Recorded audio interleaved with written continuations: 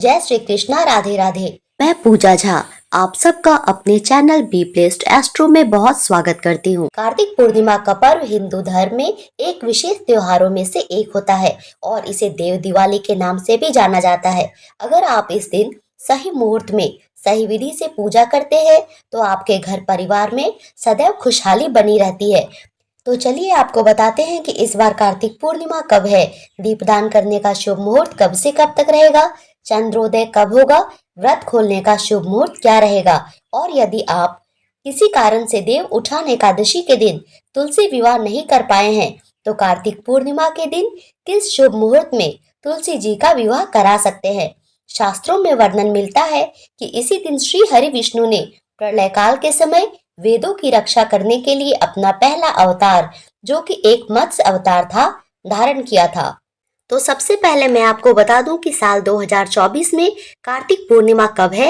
लक्ष्मी पूजा का शुभ मुहूर्त पूर्णिमा तिथि 15 नवंबर शुक्रवार को सुबह 6:02 से शुरू होगी और 16 नवंबर शनिवार को सुबह 2:58 पर समाप्त होगी। उदया तिथि के अनुसार 15 नवंबर शुक्रवार को पूर्णिमा मनाई जाएगी और इसी दिन पूर्णिमा का व्रत भी रखा जाएगा और स्नान दान का शुभ मुहूर्त होगा 15 नवंबर प्रातः काल 4:58 से प्रातः काल 5:51 तक। और इसके साथ इस दिन सत्यनारायण की पूजा होती है।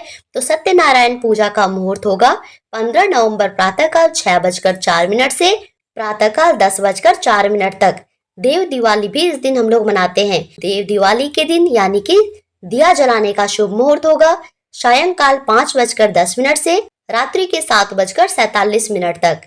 अब जानते हैं कार्तिक पूर्णिमा की पूजा विधि। सुबह के समय पवित्र नदी के जल से स्नान करना चाहिए और अगर संभव ना हो तो अपने नहाने के जल में गंगा जल अवश्य मिलाना चाहिए, क्योंकि इस दिन सभी नदियों में देवी देवताओं का वास माना गया है और ऐसे में अगर पूर्णिमा के दिन इस दिव्य जल से स्नान किया जाता है या जल में डुबकी लगाई जाती है तो सभी तरह के पाप नष्ट हो जाते हैं और इस बार बहुत ही शुभ दिन में पूर्णिमा का व्रत रखा जाएगा। कार्तिक पूर्णिमा को देव दिवाली के रूप में भी मनाया जाता है और इस दिन सभी लोगों को अपने घर पर दिवाली की तरह दीप जलाने चाहिए। इसी दिन सत्यनारायण भगवान की कथा का पाठ भी किया जाएगा और इस दिन मणिकर्णिका स्नान भी किया जाता है। जब अपने पिता दक्ष प्रजापति के यहाँ अग्नि में देवी सती ने अपने शरीर को भस्म कर दिया, तब भगवान शिव बहुत ही व्याकुल होकर देवी सती के शरीर को अपनी गोद में उठाए तांडव कर रहे थे और उनके शरीर का एक एक हिस्सा विष्णु भगवान के चक्र द्वारा काटे जाने से पृथ्वी पर गिरता जा रहा था। उन सभी स्थानों पर शक्तिपीठ की स्थापना हो गई। इस प्रकार पृथ्वी पर 51 शक्तिपीठ हैं। उसी समय माता सती के कान का कुंडल वाराणसी के इसी घाट पर गिरा था। तब से इस घाट को मणिकर्णिका नाम से जानते हैं और इस जगह पर एक कुंड बन गया।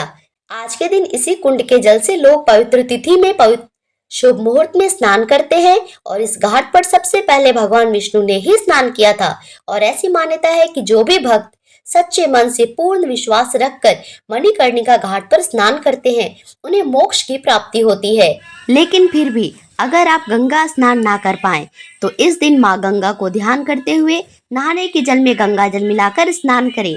आपको उतने ही पुण्य फलों की प्राप्ति होगी। 15 नवंबर को ही गोधूली बेला में गौशाला के द्वार पर, अपने घर के मुख्य द्वार पर, तुलसी के पौधे के पास और अपने घर के आसपास केले के वृक्ष हो, आंवले के वृक्ष हो, बेलपत्र के वृक्ष हो या पीपल के वृक्ष हो, इनमें आज दीपदान करना बहुत ही शुभ माना जाता है। इस दिन चंद्रोदय का समय होगा शाम के 5:08 पर। पूर्णिमा का व्रत चंद्रोदय के बाद ही खोला जाता है। ऐसे में जो भी भक्त इस दिन उपवास रखना चाहते हैं उन्हें चंद्रोदय होने पर चंद्र दर्शन कर चंद्र देवता की विधि विधान से पूजा करने के बाद ही अपना व्रत खोलना चाहिए। आज के दिन चंद्रमा को भी दूध, गंगा जल और अक्षत मिला के अर्घ देना बहुत शुभ माना जाता है। रात्रि में चंद्रमा को अर्घ देने के बाद दीप दान करें। कार्तिक पूर्णिमा का उपाय। कार्तिक पूर्णिमा के दिन सुबह स्नान के बाद तुलसी जी की पूजा करें और शाम को उनके सामने घी का दिया जरूर जलाएं। मान्यता अनुसार इस दिन गंगा नदी में स्नान करने से या फिर घर में नहाने के जल में गंगा जल मिलाकर स्नान करने से अनंत पुण्य की प्राप्ति होती है। कार्तिक पूर्णिमा के दिन भगवान सत्यनारायण और भगवान शिव जी की विधिवत पूजा अर्चना करें। पूजा में सभी पूजन सामग्री अर्पित कर सत्यनारायण व्रत कथा और मंत्र जाप करें। कार्तिक पूर्णिमा के दिन पीपल के पेड़ पर माता लक्ष्मी का वास माना गया है, इसीलिए जल में शक्कर और दूध मिलाकर पीपल के पेड़ की जड़ में अर्पित करें। ऐसा करने से माता लक्ष्मी प्रसन्न होती है। और इसी के साथ कार्तिक के महीने में 365 बाती का उपाय बहुत ही शुभ फलदायी होता है। अगर आपने कार्तिक के किसी भी दिन में दीपदान नहीं किया है तो आपको अवश्य रूप से 365 बाती का दीप दान करना चाहिए, क्योंकि ऐसा करने से पूरे वर्ष के दीपदान का फल मिलता है। इसके लिए आपको कच्चा सूत लेना होता है और उसमें 365 बाती को गिन के अलग कर लेना होता है। और आप इसके लिए किसी भी तरह का दिया ले सकते हैं, चाहे वो मिट्टी का दिया हो या फिर सूखे नारियल को 2 टुकड़े में विभाजित करके आप उसका भी 1 टुकड़ा ले सकते हैं। यह आपकी इच्छा पर निर्भर करता है। और इसके साथ आप 1 दिया भी जला सकते हैं, 5 दिया भी जला सकते हैं, या फिर जितनी इच्छा हो उतनी दिया जला सकते हैं। और इस दिए में या तो आप तिल के तेल डालें या फिर घी डालें, यह आपकी इच्छा पर है।